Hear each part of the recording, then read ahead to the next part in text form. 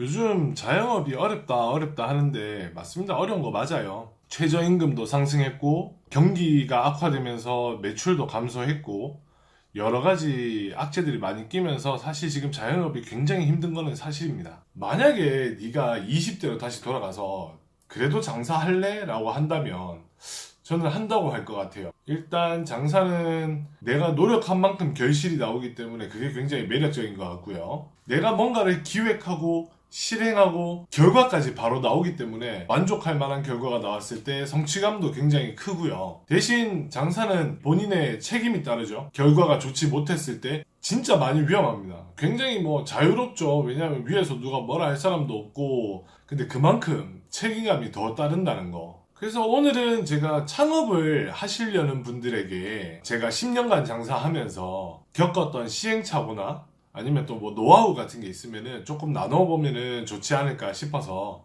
오늘 영상을 준비했습니다.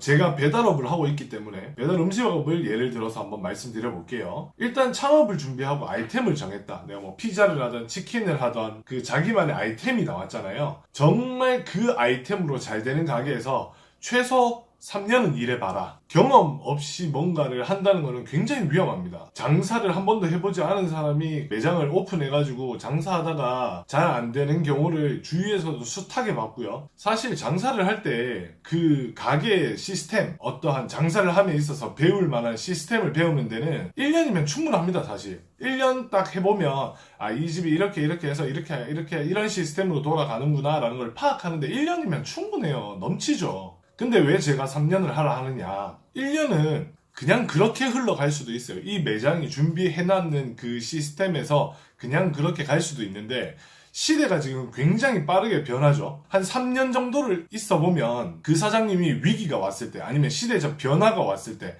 어떻게 대처를 하고 어떠한 방법으로 이 위기를 극복해 나가는지 그런 것도 한번 봤으면 좋겠다. 그리고 한 3년 돌면서 완벽하게 모든 것을 마스터해서 나가서 장사를 해야 그나마 승산이 좀 있다고 생각하고요. 제가 이걸 못 해봤거든요. 물론 저는 배달업에서 한 5년 넘게는 있었어요. 제가 지금 하고 있는 피자의 땅은 배달만 1년 하고요. 사장이 해야 되는 일에 대해서 하나도 못 배웠어요. 그래서 저는 시행착오가 엄청나게 많았었거든요. 욕일까요? 아무튼 요 위에다가 제가 카드를 하나 띄워드릴게요. 어떻게 제가 장사를 하게 됐는지 그 영상도 한번 참고하시면 되게 좋지 않을까 싶습니다. 시대 흐름에 뒤처지면 안 됩니다. 제가 처음 장사할 때는요. 광고라 해봤자 전당 광고, 책자 홍보, 그리고 본사에서 해주는 TV 광고 그게 거의 다였던 것 같아요. 지금은 광고의 판도가 완전히 바뀌었습니다. 책자가 무너졌어요. 지금은 여러분들이 알고 있는 그리고 우리가 너무 많이 쓰고 있는 배달 앱이죠.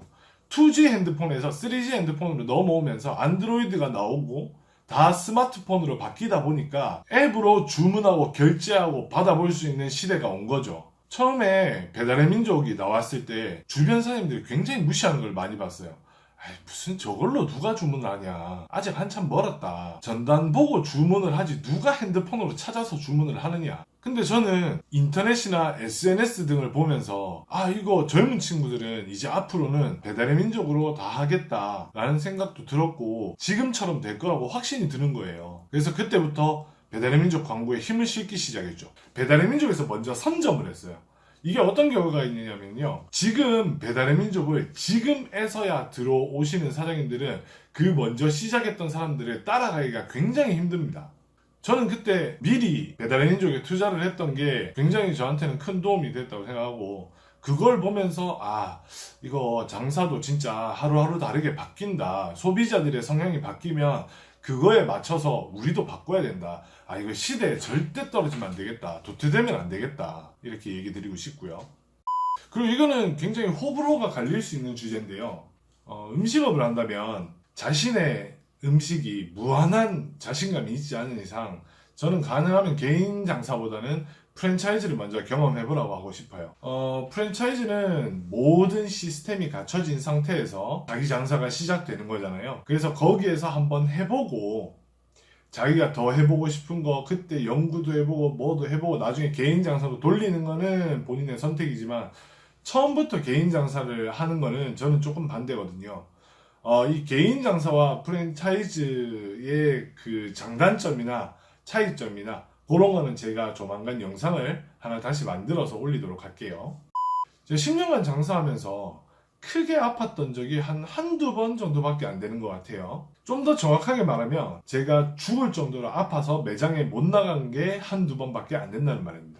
자영업자는 아파도 아플 수도 없고요. 장사가 잘 돼서 알바생을 많이 쓰고 굳이 내가 지금 매장에 없어도 되겠다, 좀 쉬어도 되겠다 싶어도 매장에서 5분 거리 안에 있어야 됩니다. 매장에 무슨 일이 있으면 바로바로 튀어올 수 있어야 되기 때문에 아주 편안하게 쉴 수 있는 날은 추석 당일, 설 당일 이렇게 이틀밖에 없습니다. 근데 왜 이렇게 자영업을 하고 싶어 하느냐? 무엇보다 내가 프랜차이즈지만 어떠한 광고 방법, 어떠한 손님 대접, 어떠한 서비스 그런 거를 연구해서 내 목표가 이루어졌을 때 그 성취감, 쾌감, 그 뿌듯함 그거는 제가 말로 할 수 없을 것 같아요. 저는 주변의 동생들이나 누군가가 자영업을 한다면 말리지 않습니다. 확실한 비전과 꿈과 열정만 있다면 전 누구나 성공할 수 있다고 생각합니다.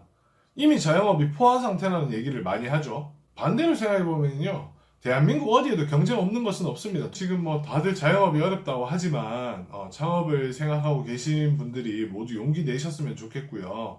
너무 겁먹지 말고 자기가 해보고 싶었던 계획대로 열심히 한 단계 한 단계 올라가시면서 꿈을 이루셨으면 좋겠습니다.